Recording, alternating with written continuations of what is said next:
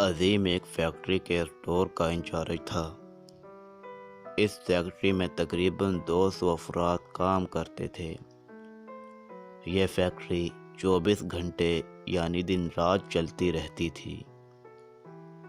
عظیم کی duty general shift میں یعنی صبح 9 سے شام 5 بجے تک ہوتی تھی۔ اسے ہر ماہ کی پہلی تاریخ کو معقول تنخواہ مل جاتی تھی۔ رہائش کی سہولت اسے فیکٹری میں بالکل مفت ملی ہوئی تھی، جہاں وہ اپنے 5 بچوں، ایک جوان بہن، بیوی اور اپنے ماں باپ کے ساتھ رہتا تھا۔ اگرچہ تنخواہ معقول تھی، لیکن وہ گھر میں اکیلا کمانے والا تھا، جبکہ کھانے والے 9-10 افراد تھے۔ اس لیے اس کا گزارا مشکل سے ہوتا تھا۔ تنخواہ تو 20-25 تاریخ کو ہی ختم ہو جاتی، یوں اسے ہر ماہ تھوڑا بہت کسی نہ کسی سے قرض لینا پڑ جاتا۔ بیمار ماں کی دوائیوں پر بھی کافی خرچہ ہو جاتا۔ وہ اپنے ان حالات کے بارے اکثر سوچتا رہتا اور کمائی کے اور ذرائع ڈھونڈنے کے بارے غور و فکر کرتا رہتا۔ اس کا سب سے بڑا بیٹا نوید اسلامی اصلاحی ماڈل سکول میں پڑھتا تھا۔ اس کے اسکول میں کورس کی کتابوں کے علاوہ بہت سی اسلامی کتابیں بھی پڑھائی جاتی تھیں۔ یوں وہ کم سنی میں ہی دین کے بہت سے مسائل جان چکا تھا اور 5 نمازیں پابندی سے پڑھتا رہتا تھا۔ یوں گھر والوں کو بھی اسلامی اصولوں کا پابند بنانے کی کوشش کرتا رہتا تھا۔ پھر یکدم عظیم کے گھر کے حالات کافی اچھے ہو گئے۔ ماہانہ سودا صرف بغیر بجٹ بنائے کافی زیادہ آنے لگا۔ جتنی چیزیں لکھی ہوتی عظیم اس سے کچھ زیادہ لے آتا۔ اب گھر میں ہر چیز کھلے دل سے استعمال ہونے لگی تھی۔ ایک دفعہ نوید نے کہا بھی کہ آپ لوگ بہت فضول خرچی سے کام لینے لگے ہیں، حالانکہ یہ اسلام میں گناہ ہے۔ ماں فوراً بولی، بیٹا کس چیز کو ہم فضول خرچتے ہیں؟ امی جان یہی چھوٹی چھوٹی چیزیں، مثلا جو بھی سالن پکتا ہے بہت زیادہ پکایا جاتا ہے اور اگلے دن کسی کو دینا پڑتا ہے یا پھر پانی میں بہا دیا جاتا ہے، جبکہ پہلے ہم سب بہن بھائی صبح سالن نہ ہونے کی وجہ سے چائے اور پراٹھے کا ناشتہ کرتے تھے، اور اب ہمارے غسل خانے میں طرح طرح کی 3 4 ٹوتھ پیسٹ پڑی ہوتی ہیں۔ کئی قسم کے صابن ہوتے ہیں جنہیں بچے سارا دن ضائع کرتے رہتے ہیں۔ یہی ہیں چھوٹی چھوٹی فضول خرچیاں۔ اتنے میں ماں بولی، ہاں بیٹا، پہلے آپ کے ابو جو سودا لکھا ہوتا تھا اس میں سے بھی کئی چیزیں نہیں لے کے آتے تھے، لیکن اب شکر ہے کہ جو چیزیں ہم نے لکھی ہوتی ہیں اور جتنا ان کا وزن لکھا ہوتا ہے اس سے کہیں زیادہ، اور کئی چیزیں جن کی ضرورت نہیں بھی ہوتی وہ بھی لے آتے ہیں۔ نوید اسکول میں اس موضوع پر تفصیل سے پڑھ چکا تھا کہ حلال کی کمائی کیا ہوتی ہے اور حرام کی کمائی سے کیا مراد ہے۔ اس کو تجسس تھا کہ ہم حلال کمائی کھاتے ہیں یا حرام کی۔ وہ اس چیز کی تہ تک پہنچنے کے لیے ایسی ہی چھوٹی چھوٹی باتوں کو نوٹ کرتا رہتا تھا۔ ایک دن نوید کا باپ فیکٹری کے اسٹور میں لے گیا۔ اس کی جیب میں گھر کے ماہانہ سودے، صرف اور فیکٹری کے اسٹور میں استعمال ہونے والی چیزوں کی لسٹ تھی۔ عظیم نے لسٹ نکال کر دیکھی اور بولا، بیٹا مجھے تو آج بازار جانا ہے، اسٹور کی کچھ چیزیں لینے۔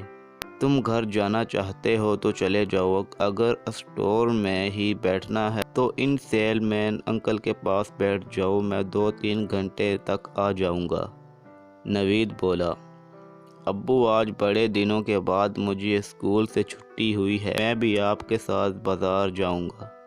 عظیم خوش ہو کر بولا، چلو بیٹا، یہ تو سب سے اچھی بات ہے کہ آپ میرے ساتھ جاؤ گے۔ پھر اس نے فیکٹری کے ڈرائیور کو فون کیا کہ وہ گاڑی لے کر اسٹور پر پہنچ جائے۔ تھوڑی ہی دیر بعد ڈرائیور گاڑی لے کر پہنچ گیا۔ دونوں باپ بیٹا ڈرائیور کے ساتھ بیٹھ گئے۔ کوئی 20 منٹ بعد یہ لوگ فیکٹری سے ایک بہت بڑے جنرل سٹور پر پہنچ گئے۔ سٹور والوں نے پہلے تینوں کو پانی پلایا، پھر کھانے کا وقت ہو رہا تھا، کھانے کے لیے اصرار کیا۔ نوید کے ابو نے پہلے انکار کیا تو انہوں نے کہا، نہیں جی، آج آپ کھانا ضرور کھائیں گے، کیونکہ آج آپ کے ساتھ آپ کا بیٹا بھی ہے۔ آپ تو اپنے کام سے آتے ہی رہتے ہیں، برخوردار تو پہلی بار آیا ہے۔ نوید کے ابو کھانا کھانے کو مان گئے۔ پھر 5 آدمیوں نے کھانا کھایا، یعنی ان تینوں نے اور ان 2 افراد نے جو اس بڑے اسٹور کے انچارج تھے۔ کھانا کھانے کے بعد عظیم نے سامان پیک کروانا شروع کر دیا۔ جنرل سٹور سے فیکٹری کے سٹور کے لیے ضرورت کی تقریباً ہر چیز پیک کروائی گئی۔ یہ سب چیزیں فیکٹری کے سٹور کے 2 سیل مین اور ڈرائیور نے اٹھا کر گاڑی میں رکھ دیں۔ اب سٹور کے کیشیئر نے جو بل بنا کر دیا، عظیم نے بغیر کسی چوں چاں کے ادا کر دیا۔ نہ تو کسی چیز پر کوئی رعایت دی گئی تھی اور نہ ہی اتنی زیادہ خریداری پر عظیم نے ڈسکاؤنٹ کرنے کے لیے کہا تھا۔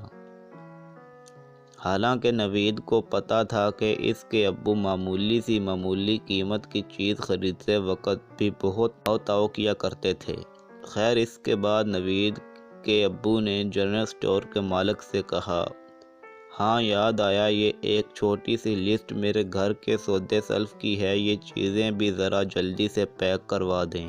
جب یہ سب چیزیں بھی پیک ہو گئیں تو کیشیئر نے جو بل بنایا وہ پورے 3000 روپے کا تھا۔ سٹور کے مالک نے نوید کے ابو سے کہا، چلیے صاحب، آپ نے باقی بھی تو اتنی زیادہ خریداری کی ہے، آپ ہمیں اس کے صرف 1500 روپے دے دیں۔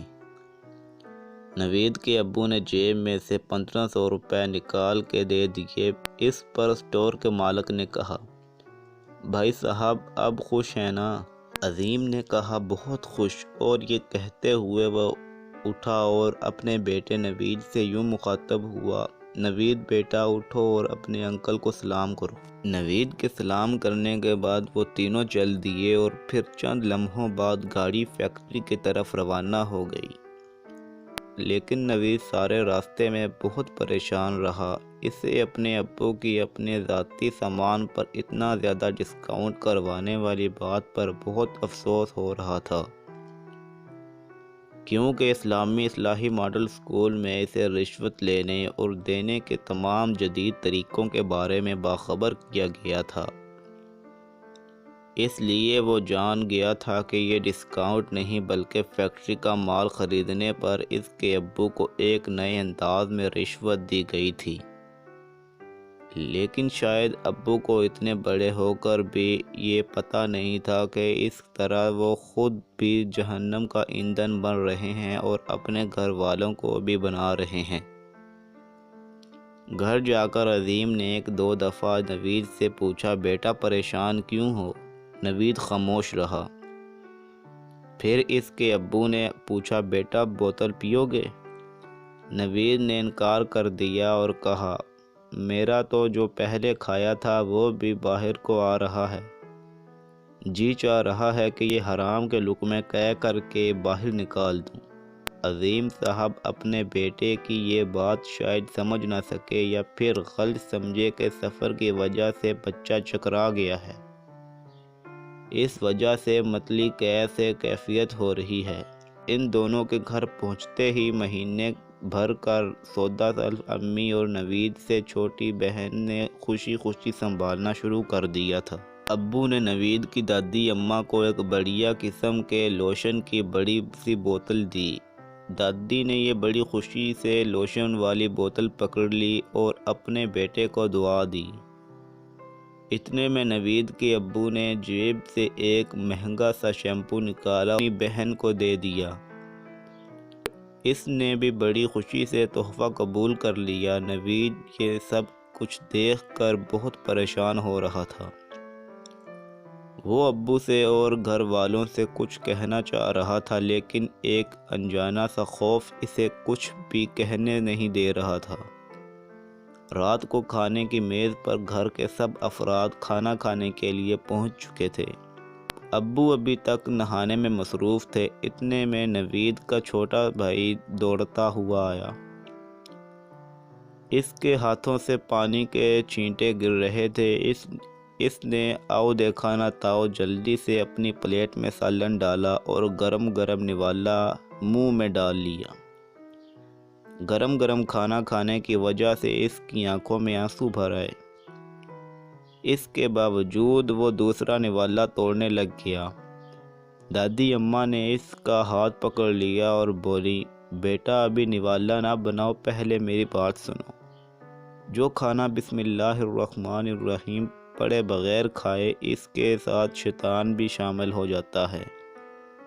دادی اماں کی یہ بات سن کر نوید بے اختیار بول پڑا، دادی اماں آپ کو یہ نہیں پتا کہ یہ سارا کھانا شیطان کا ہے؟ یہ سارا کھانا حرام ہے۔ دادی اماں حیران ہو کر بولی، نوید بیٹا کیا کہہ رہے ہو؟ سارا کھانا حرام ہے؟ کیا مطلب ہے آپ کا؟ میں سمجھی نہیں۔ دادی اماں مجھے تو خود آج پتہ چلا ہے کہ ہمارے گھر میں حرام کی کمائی آتی ہے۔